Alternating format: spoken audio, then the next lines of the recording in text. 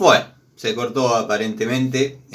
Para los amigos que se quedaron, bueno, ya saben cómo viene el asunto. Los amigos que se ven la segunda parte sola, más o menos fue un resumen de lo que hice en la mañana. Después, bueno, la consigna es, como dice el título, ordenando el banco, dado que terminé un trabajo, lo entregué, o sea, el desorden que hay hoy no es producto del trabajo de hoy, viene de arrastre, dado que, bueno, es un trabajo que voy desarrollando día a día y van quedando todas las herramientas y eso, y bueno, hoy que se terminó, quedaron todas para ordenar.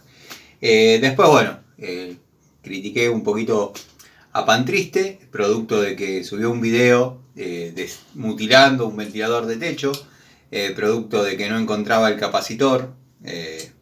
Sé que algunos van a cuestionar mis dichos porque nadie nació sabiendo y bla bla y bla bla, pero lo que yo digo, y capaz no termino de plasmar, y después en la segunda parte, cuando lo paso en limpio, lo digo más prolijo, que el tipo se vende como campeón.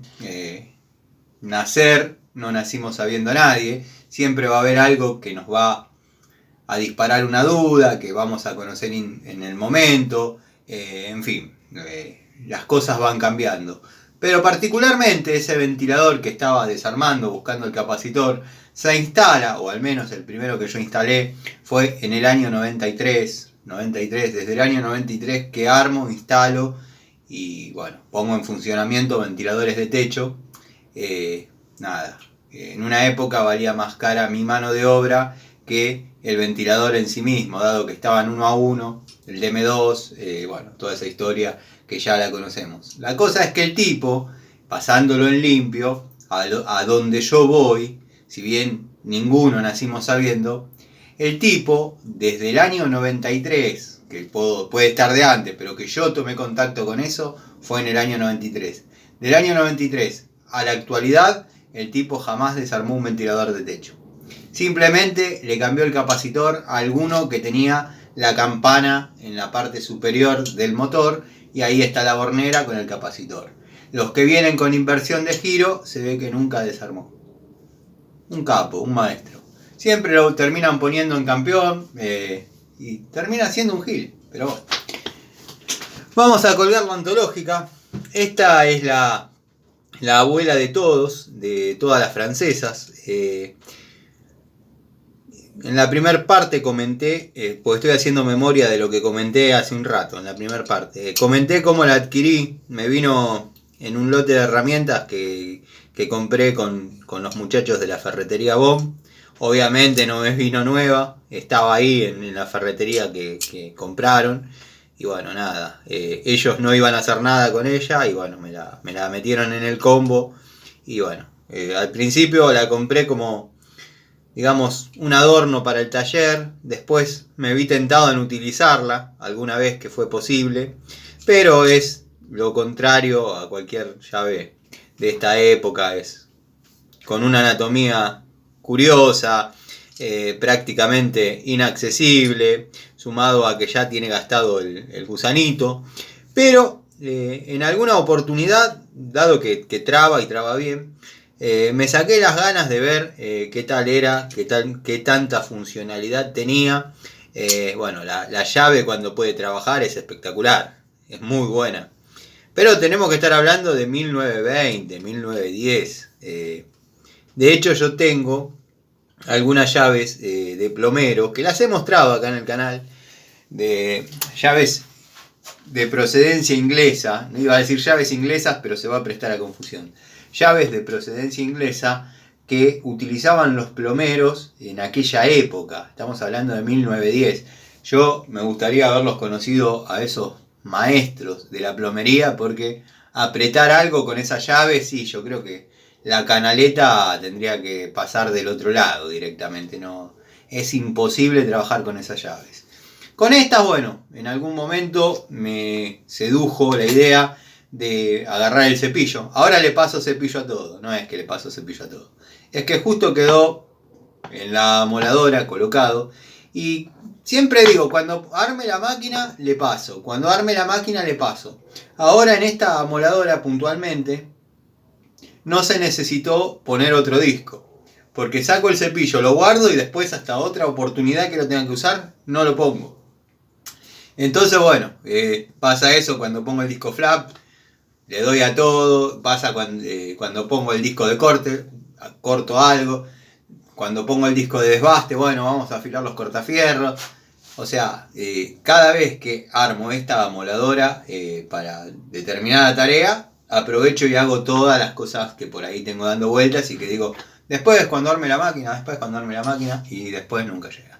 Pero bueno, me veo tentado, como estaba diciendo, a pasarle el cepillo y tratar de llevarla a un estado bastante, no original, pero bastante desnudo, metal desnudo, pelarla en esta pintura que ha ido ganando con el tiempo, bueno, para ver si puedo lograr ver algún número, alguna marca, algo, saber, tener una idea de qué data esta llave.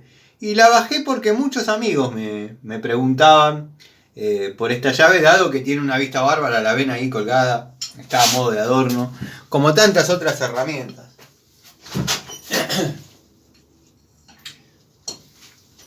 En una época, las llaves que por ahí quedaban fuera de circulación, fuera de lo que es la tarea cotidiana, por ahí me daba por mandarlas a arenar y pintar a fuego. Y las colgaba en distintas paredes del taller. Pero bueno, después no me sedujo más la idea. Nada, las tengo en el otro taller. Están ahí colgadas, son herramientas que dejaron de ser funcionales. Y bueno, nada, quizás llama la atención, es un lindo adorno, una linda artesanía, iba a decir la palabra, y bueno, pero a veces no es del todo.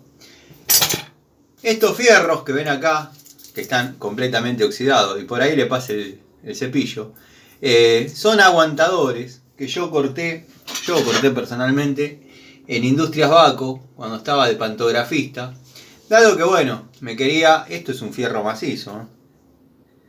Me quería hacer el chapista. Bueno, mi paso por la chapistería, la verdad que arrojó resultados paupérrimos. Nunca fui buen chapista. Pero el tipo se había hecho los aguantadores. Esto está hecho con chatarra que se tiraba en un bolquete en los fondos de Industrias Baco. Y bueno, con simplemente pagar el peso del fierro, ya estaba todo bien. Y bueno, me quedaron las herramientas. Tengo uno un poquito más chico, que lo tengo acá. Bueno, está como para agarrar todos los días. Lo tengo acá, más chiquito, más liviano. A veces hay que remachar algo y uno lo deja apoyado en algo, no en la morsa, lo digo a modo de ejemplo. Y martilla, es para tener golpe, los uso para tener golpe. Cuando uno por ahí está trabajando y necesita enderezar algo, bueno, utilizo estos aguantadores. O si no, me había cortado estos redondos de un espesor interesante para, bueno, lo que les estaba diciendo, poder planchar, y este hueco acá en el medio para, bueno, en caso de tener que hacer bombo o algo, darle una bombeadita a la chapa, a lo que estemos trabajando. Pero vamos a desoxidar un poquito este aguantador, así ya lo guardo desoxidado, porque es bastante útil, es muy pesado para agarrar acá. Ahí va.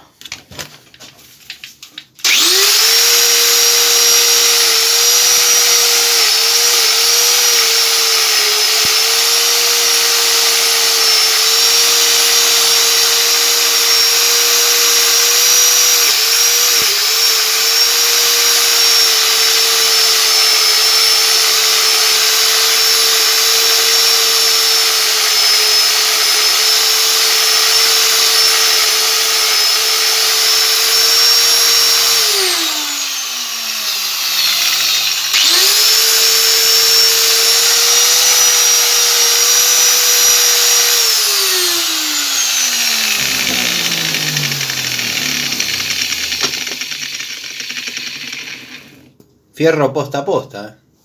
Estaba buscando un martillito. Tenía los martillitos chapistas, pero vieron que yo a lo que es chapa no le doy demasiada bolilla. Y bueno.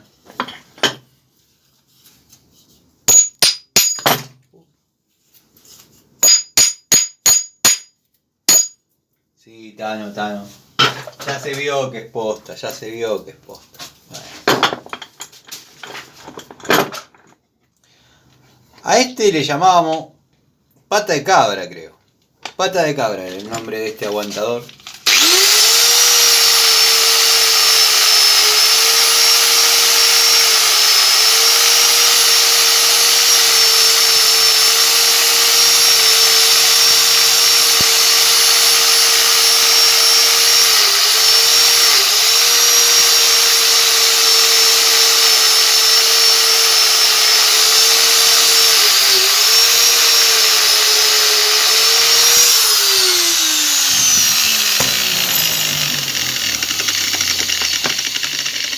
Esto era todo cortado a pantógrafo, con lo que se denominaba oxicorte.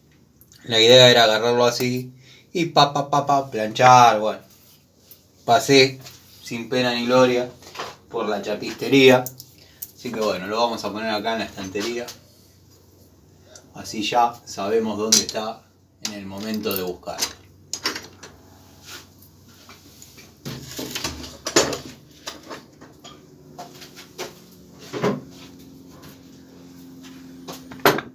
Este también le vamos a pasar un poquito para sacar.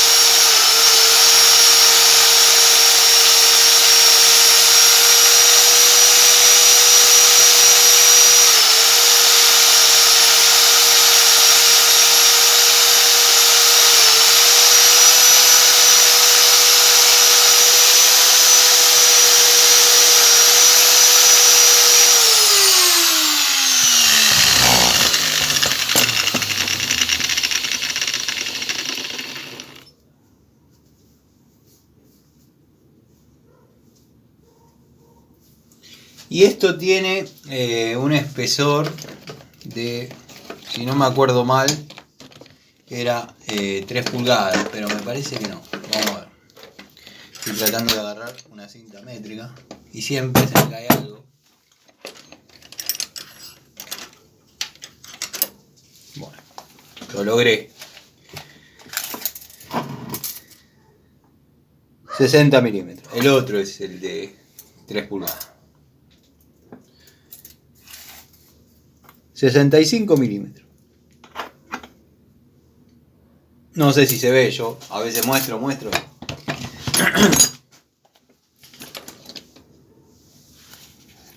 Bueno, vamos a colgar esto que lo saqué. Vamos a colgar las llaves estriadas grandes. La Raselli de 30-32 y 24-27. La buena época de Raselli, cuando valía la pena.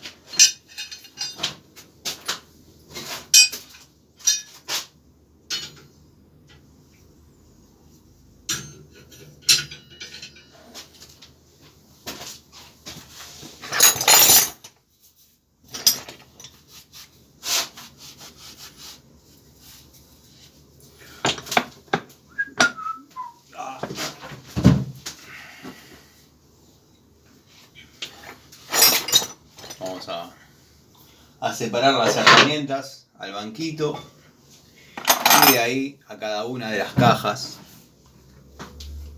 Bueno, estas ya las tenía medias separaditas de la primera parte. Lo que pasa es que bueno, me cuelgo hablando, me cuelgo desarrollando alguna idea, alguna teoría, algo y nada. Se pasa el tiempo. Pero bueno, si no, ustedes se pasarían viendo como limpio herramientas. Y no está bueno. A veces, hablando de una cosa, hablando de otra. se da una linda charlita. Gustó bastante la historia, mi historia de vida, de cómo llegué al oficio. Gustó.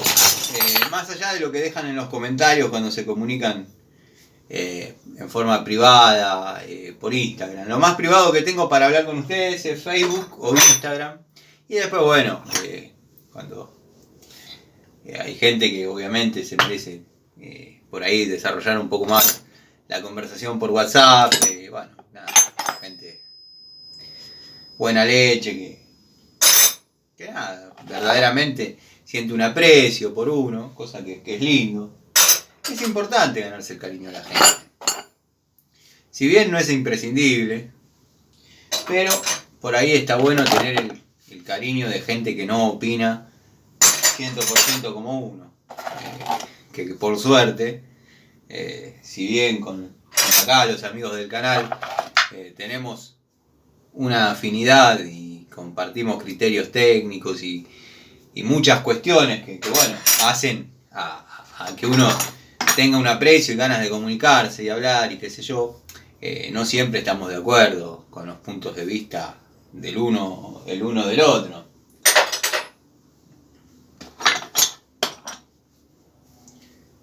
Así que bueno, es importante también.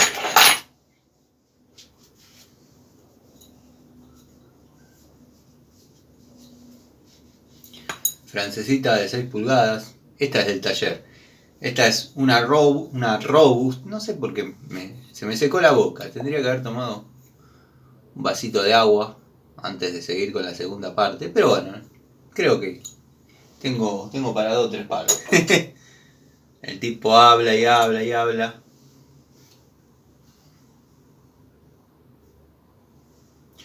Destornillador en top. Segmento liviano.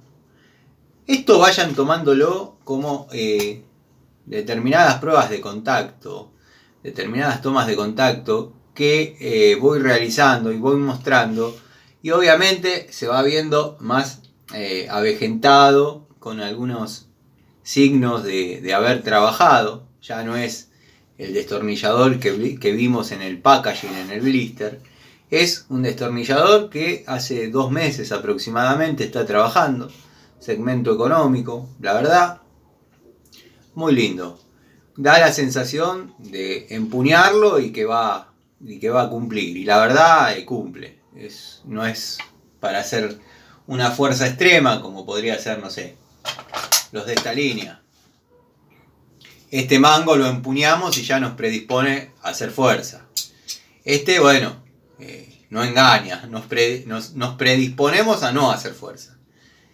Transmite para lo que está pensada la herramienta. O sea, si yo agarro este destornillador y el mango me transmite que puedo hacer una fuerza como si fuese, no sé, algo espectacular, un inco reforzado, un total reforzado, bueno, seguramente me quedé con el mango en la mano. Pero al agarrarlo ya sabemos que estamos hablando de un destornillador para tareas tranquilas, destornillador hobbyista. Que va muy bien en muchas tareas. Muchas tareas que a veces el hobbyista, lo consideran para esas personas que no hacen nada.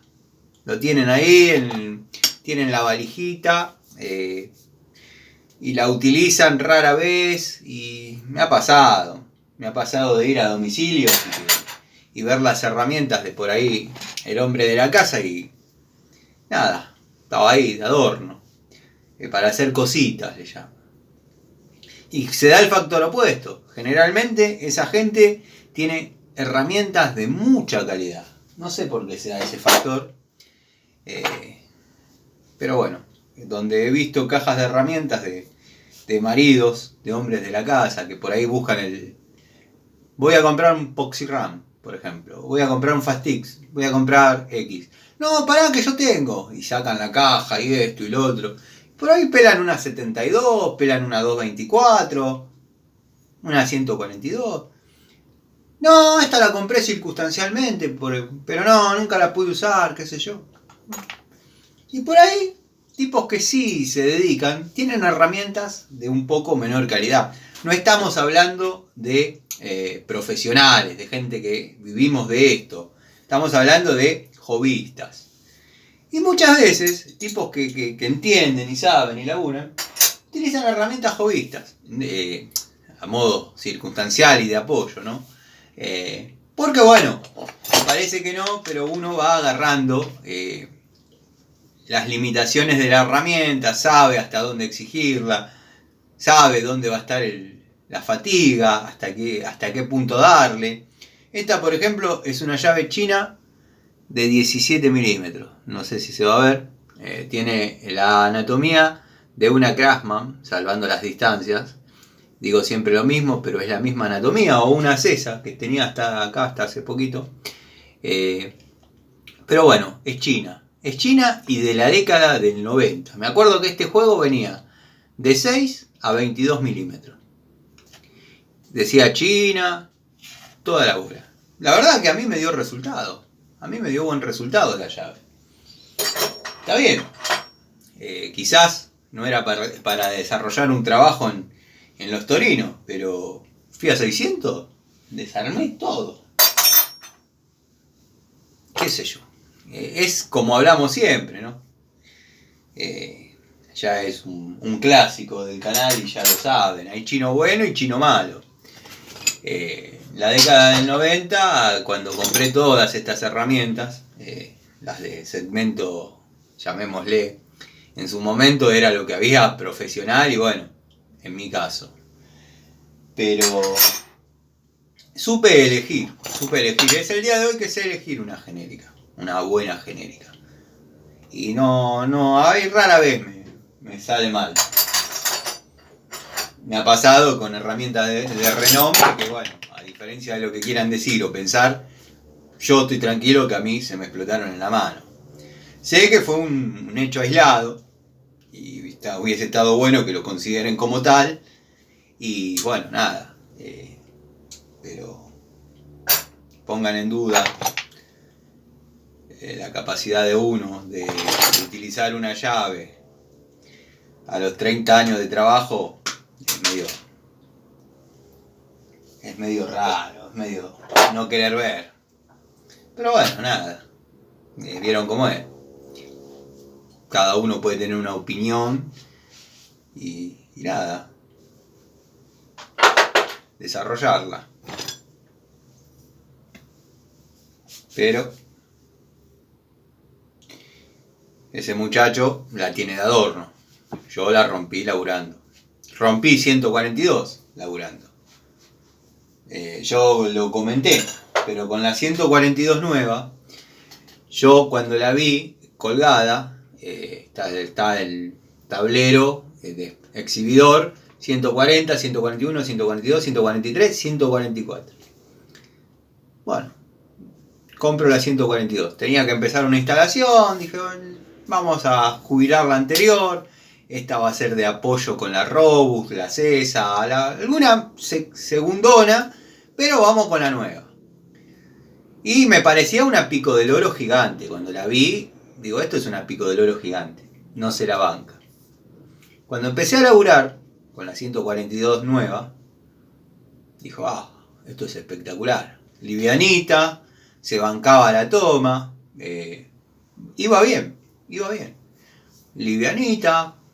Cuando está uno, los muchachos que conocen el oficio, cuando uno está laburando con la línea 140, la línea 140, y tiene que apretar algo hacia arriba, los brazos se empiezan a cansar, pesa. Bueno, con esta eso no pasaba, de 10.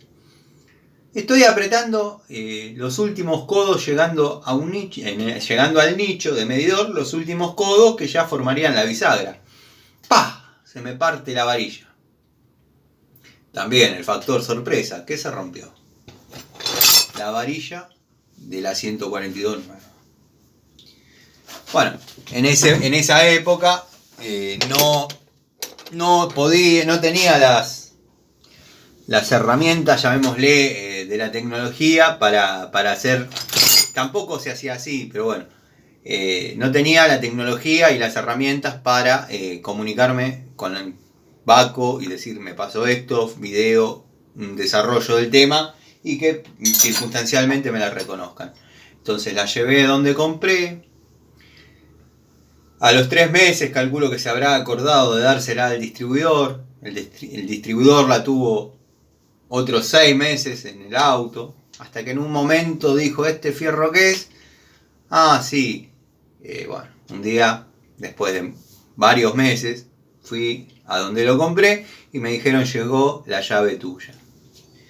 Bueno, ahí ya vino con esa falencia de la varilla de regulación que iba soldada a la parte móvil de la mandíbula. Ya vino de otra manera, vino todo en una pieza. La verdad que sigue laburando y sigue laburando y sigue laburando. Parece mucho más frágil de lo que es, se la banca. La otra, la verdecita, parece un monstruo, parece un cocodrilo de las llaves y se me explotó en la mano. Se me explotó en la mano. Y si hubiese tenido un poco más de tiempo que me pongo a filmar, filmo el momento exacto en que la llave explota. Pero bueno, no se dio.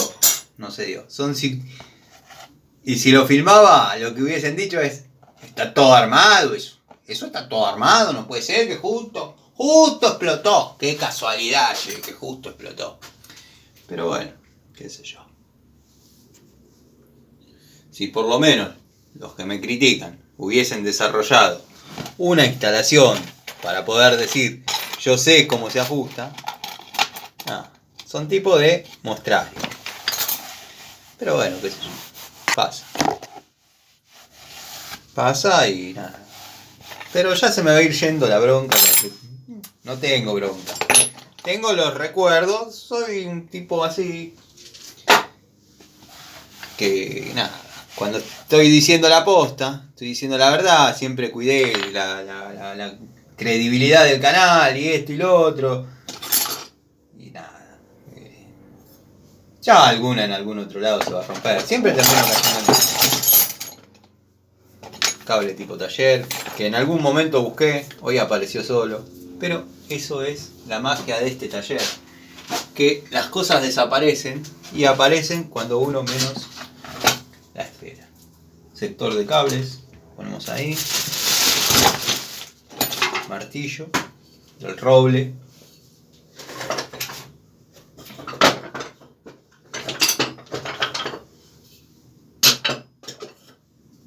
Destornillador total. Nueva generación del juego que tengo acá en el taller.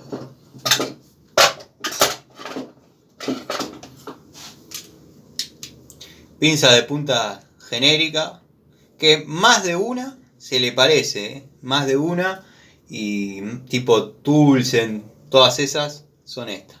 Es la misma pinza con otros grip, y nada, si después las tengo a las dos juntas, pues a veces es medio complicado tener las dos unidades juntas que uno quiere mostrar en un momento, pero cuando las reúna, las voy a mostrar, las voy a describir y van a ver que son iguales. Bueno, esta es de la línea ZX, la verdad una linda unidad. La marca Six.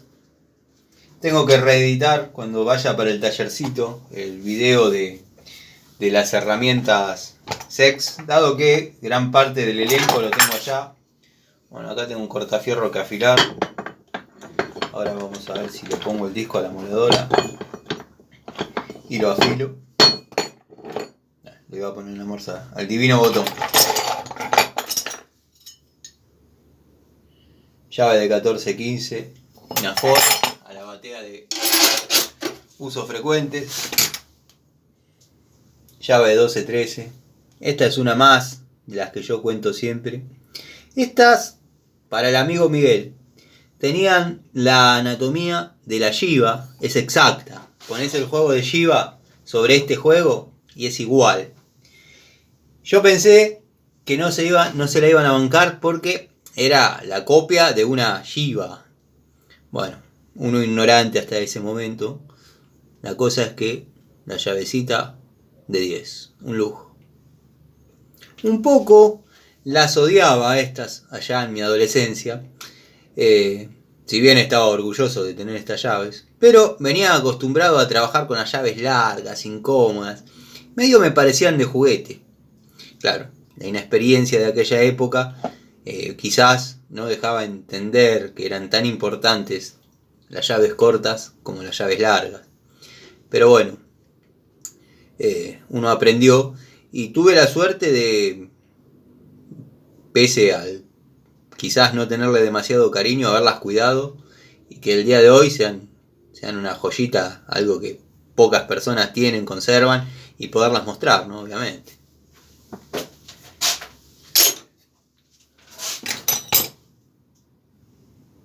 Bueno, una Bremen de 3 octavos. No sé si se lo van a poder ver. No, mucho el brillo, producto del flash. Pero bueno, esta es la época que Bremen la podíamos confundir con una Ruhlmann. Creo que eso también lo hablé en la primera parte de la charlita. Llaves Tramontina 6-7.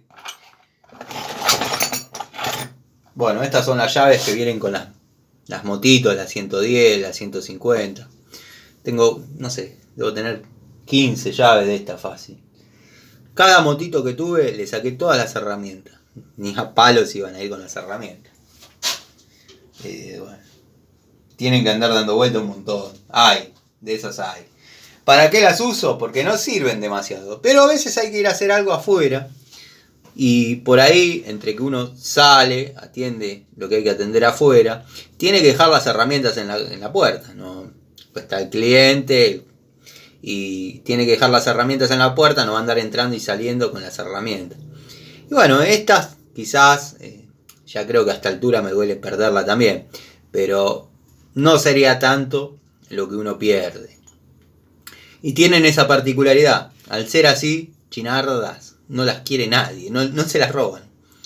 No se las roban. Me ha pasado alguna que otra vez de salir en esa situación con la de 10, la de Baco, Stanley, y después tener que andar sacándosela al muchachito de los bolsillos.